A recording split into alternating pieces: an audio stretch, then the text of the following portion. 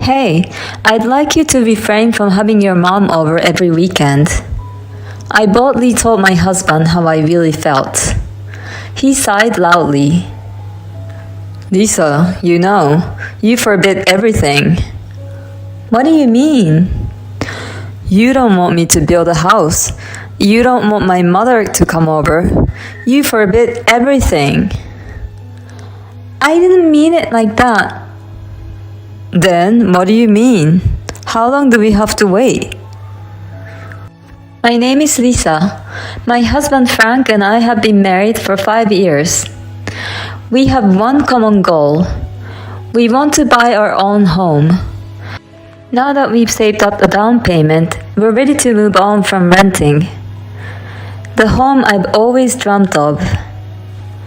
After we settle down, we want to start a family and raise our children in a home that we can call our own.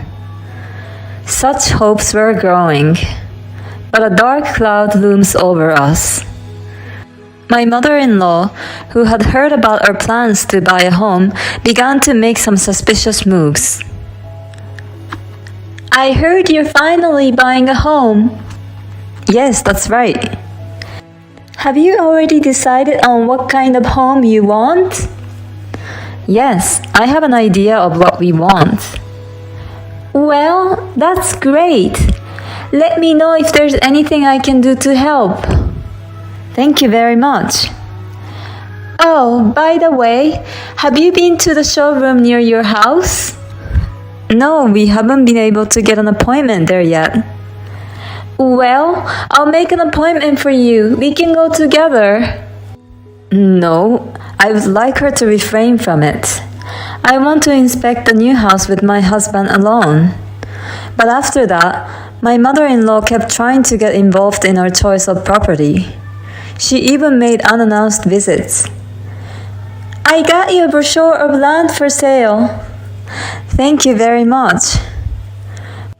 My mother-in-law had a dozen of leaflets in her hand. How about this one? It's close to the station and big enough for 2 families. What did she say? Did she say 2 families? I was unable to say anything, and my mother-in-law kept on talking.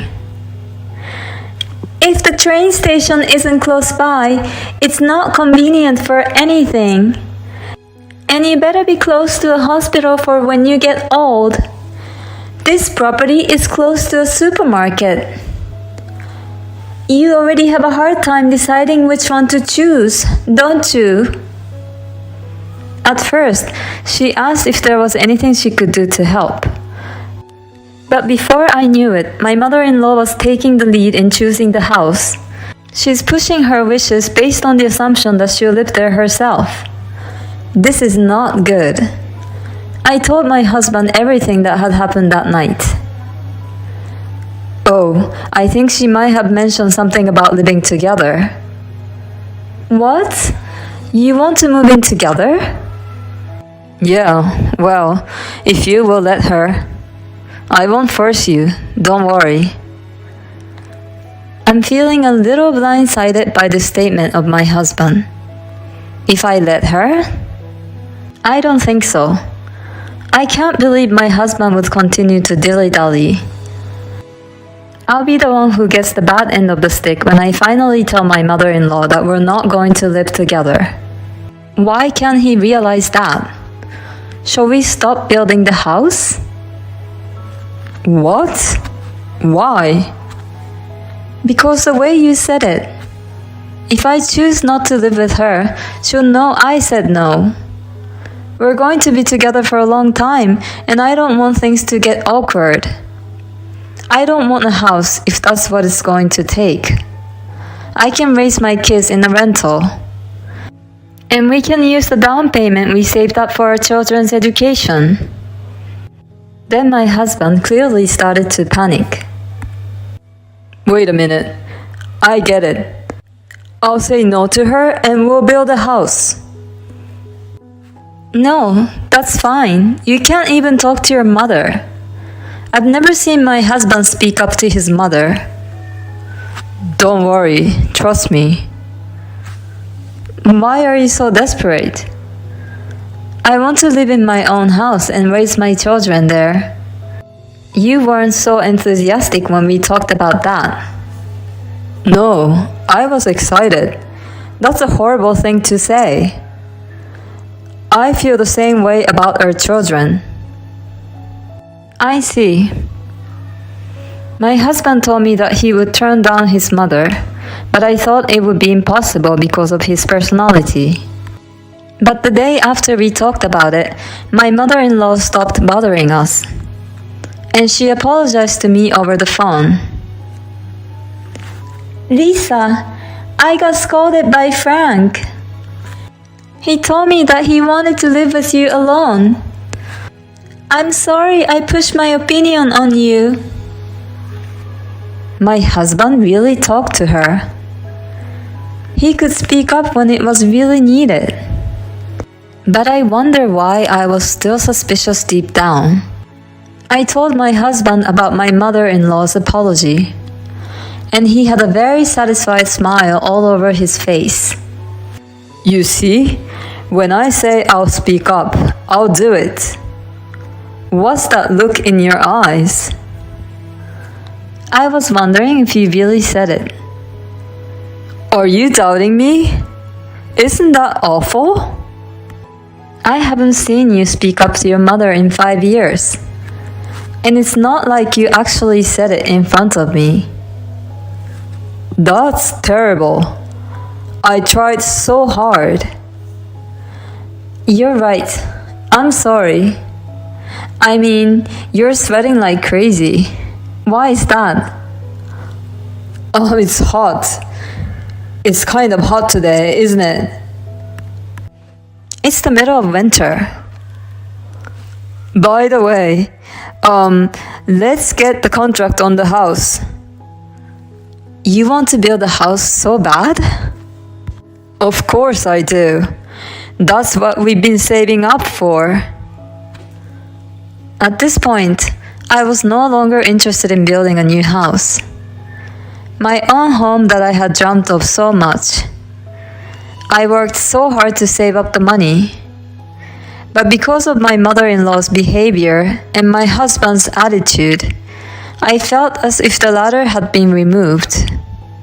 And I took a step back. In the meantime, my husband kept saying that he wanted to build a house. 6 months had passed since the dispute. My husband kept on talking about the house, but I was still not convinced. And my mother-in-law, who had been quiet, had reached the end of her patience. She began to appear at her house frequently. She never talks about buying a house, but her attitude is becoming more and more arrogant.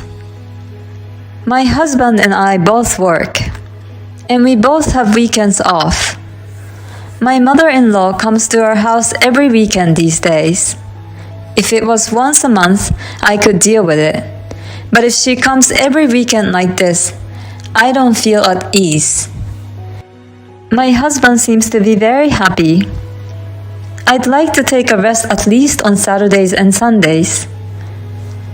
But my mother-in-law comes to our house at 7 in the morning and watches TV with a very loud volume.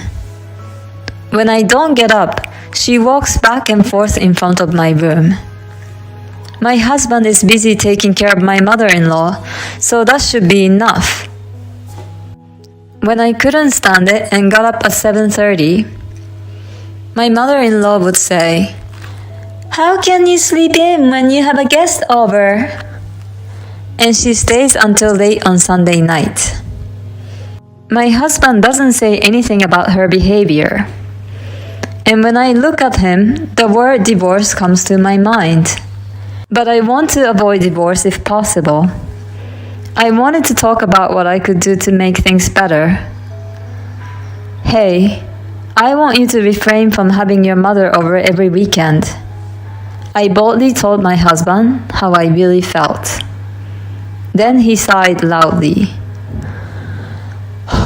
Lisa, you forbid everything. What do you mean? You don't want to build a house. You don't want my mother to come over. You forbid everything. I didn't mean it like that. Then what do you mean? How long do we have to wait for? You just said we. What do you mean? Who else is waiting? What? Didn't you just say we? My husband's face flushed and he started sweating profusely. I didn't say that. Then maybe I heard you wrong. We can't build a house with your mother coming over every weekend like this. Why not? Because I can't rest. If my parents came to stay over every weekend, would you be able to get some rest? Your parents won't come. They have such a nice house. I'm sick and tired of this nonsense. That's not the point. I don't care about the house. I'll ask my parents to stay with us next week. Then my husband raised his voice. Absolutely not. Why not? Because it's too tiring.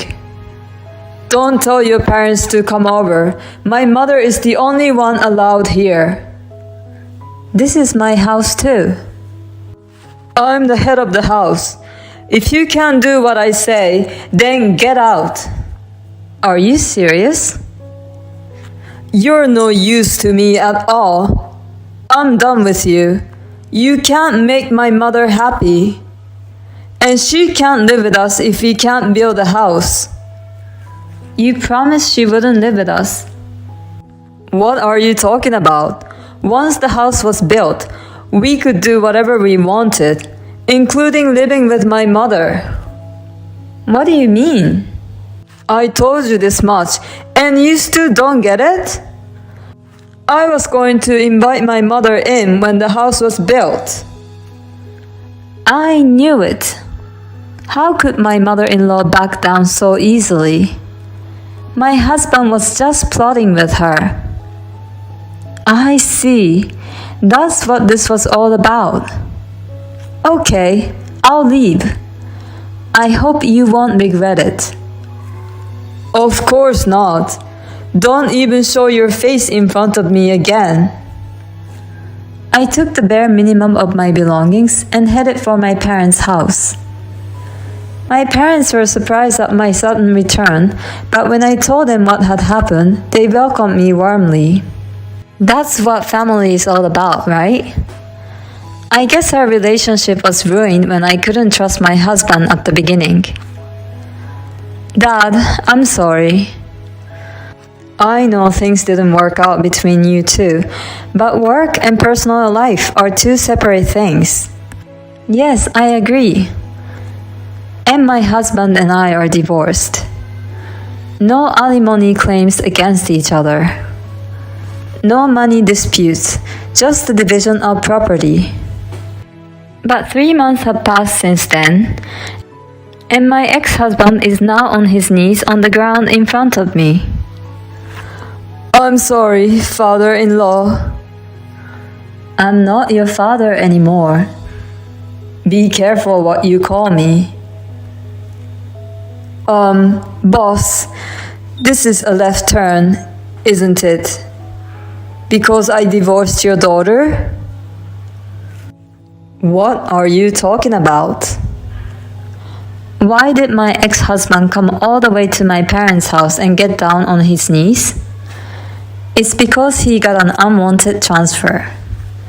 My ex-husband and I are employees of my father's company. He seems to think that he was transferred because of our divorce.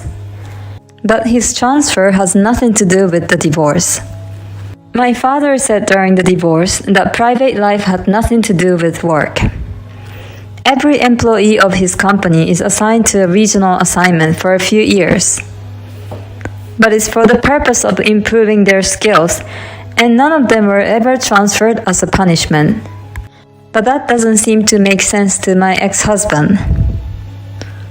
Lisa, stop the boss. I thought you told me never to show my face again. I apologize. Please. No, this is not a relegation. I was the next president at one point, wasn't I? I can't believe you just interrupted me and said nonsense. You know what?